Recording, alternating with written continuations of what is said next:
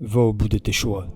Ne laisse personne décider à ta place. En effet, depuis tout jeune, nous sommes conditionnés à suivre les directions qu'on nous impose, que ce soit par le biais de l'éducation et de manière plus générale, à travers le système. Et cela est normal, car l'être humain, durant son évolution, parcourt différents stades.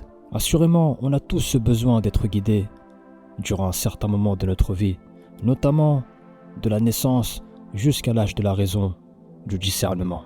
L'individu, dans sa parfaite conscience de son existence, doit comprendre que l'évolution nécessite des changements, des mutations, des transformations. Et lorsque l'on arrive à un certain degré de maturité d'esprit, on doit être en mesure de prendre ses propres décisions, sans être influencé ou insidieusement orienté par la volonté des autres. Et ce, peu importe la proximité, le lien que l'on entretient avec ces personnes. Indéniablement, ce sont ces choix qui dicteront l'orientation, la trajectoire que prendra ta vie. Vous savez, personnellement, je crois au destin et au libre arbitre, en cette conception de la vie où tout est déjà écrit, mais également où l'individu a cette capacité de choisir et de modifier sa propre réalité, que je définirais par son champ des possibles, son cadre.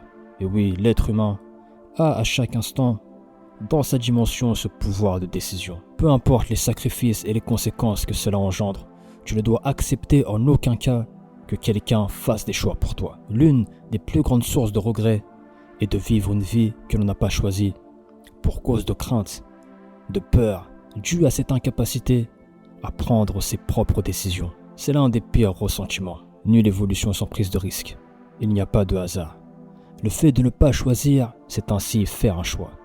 Celui de subir. Le processus de réflexion et de décision est un noble attribut qui nous a été accordé à la différence des autres êtres vivants.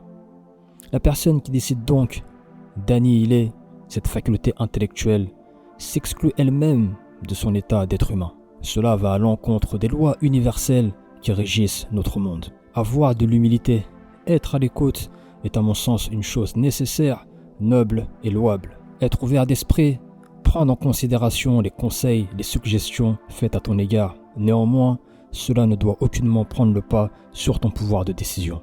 Et c'est en agissant ainsi que tu éviteras de développer des sentiments d'amertume et de regret par la suite.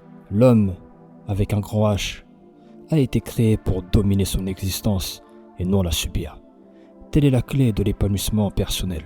Et quiconque se retrouve prisonnier dans ce rapport de subordination perd à ce moment une part de sa dignité humaine. Ceci est valable tant sur l'aspect physique que psychologique. Il est essentiel de comprendre cette dimension, car si tu te considères totalement libre, tu dois être en mesure de savoir dire non et pouvoir t'affirmer lorsqu'une personne tente de t'emmener vers cette direction. Cela requiert du courage, d'être intrépide, car dans certains cas, s'affirmer, prendre position, sous-entend de se mettre dans une situation d'inconfort. Mais sache que ton pouvoir de décision t'apportera bien plus de satisfaction, de bien-être interne à long terme. Il est bien plus gratifiant et enrichissant pour soi-même d'être acteur de sa vie, de faire et d'apprendre de ses erreurs, que de subir les conséquences des choix suscités par autrui. Poursuis donc tes rêves, ne laisse personne interférer et éteindre le feu qui brûle en toi. Chacun sait au plus profond de lui ce pourquoi il a été créé et la mission qu'il doit accomplir durant son passage sur Terre. Peu importe si tu dois aller à contre-courant de la masse, persévère, fournis un travail acharné en associant motivation et discipline. Maintiens ton cap et sois prêt à toute éventualité.